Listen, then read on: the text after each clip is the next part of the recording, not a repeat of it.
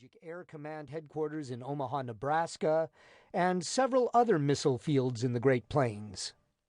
I lived through my adolescence with the understanding that an irreconcilable crisis with Moscow would mean my family and I would be vaporized in white light, and there might be less than 10 minutes' warning to say goodbye.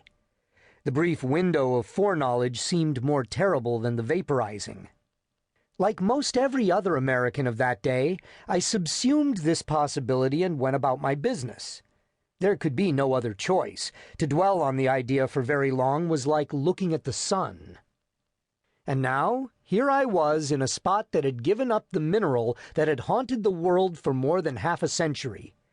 The mouths in the canyon walls at Temple Mountain looked as prosaic as they would have at any other mining operation. They also happened to be in the midst of some of the most gorgeous American landscape I know, the dry and crenellated Colorado Plateau, which spreads across portions of 4 states in a pinkish-red maze of canyons, sagebrush plains, and crumbling pinnacles that, in places, looks like a Martian vista. This, too, was an intriguing paradox. Radioactive treasure in a phantasm landscape. The desert had birthed an awful power. After my trip, I plunged into the library and wrote an article for a history magazine about the uranium rush of the 1950s, when the government paid out bonuses to ordinary prospectors to comb the deserts for the basic fuel of the nuclear arms race.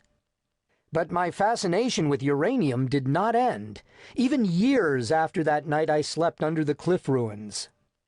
In the present decade, as the United States has gone to war in Iraq on the premise of keeping uranium out of the wrong hands, and as tensions mount in Iran over that nation's plan to enrich the fatal ore, I realized that I still knew almost nothing about this one entry in the periodic table that had so drastically reordered the global hierarchy after World War II and continued to amplify some of the darker pulls of humanity: greed, vanity, xenophobia, arrogance, and a certain suicidal glee.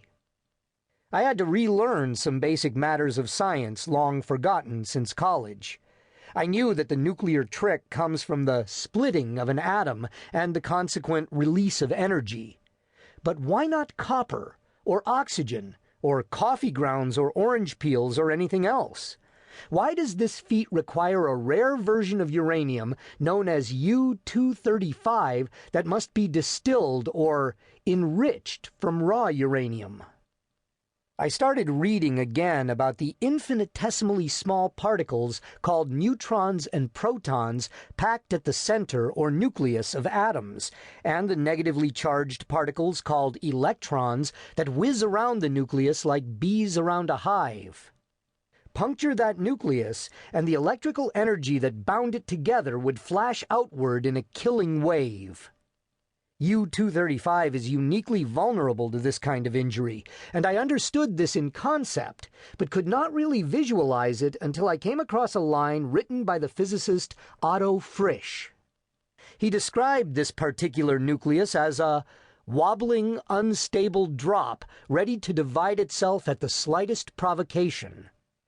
That image finally brought it home, the basic principle of the atomic bomb. A uranium atom is simply built too large. It is the heaviest element that occurs in nature, with 92 protons jammed into its nucleus. This approaches a boundary of physical tolerance. The heart of uranium, its nucleus, is an aching knot held together with electrical coils that are as fragile as sewing thread, more fragile than in any other atom that occurs in nature. Just the pinprick of an invading neutron can rip the whole package apart with hideous force. The subatomic innards of U-235 spray outward like the shards of a grenade. These fragments burst the skins of neighboring uranium nuclei, and the effect blossoms exponentially, shattering a trillion atoms within the space of one orgiastic second. A single atom of uranium is strong enough to twitch a grain of sand. A sphere of it the size of a grapefruit can eliminate a city. There are other dangers. A uranium atom is so overloaded that it has begun to cast off pieces of itself.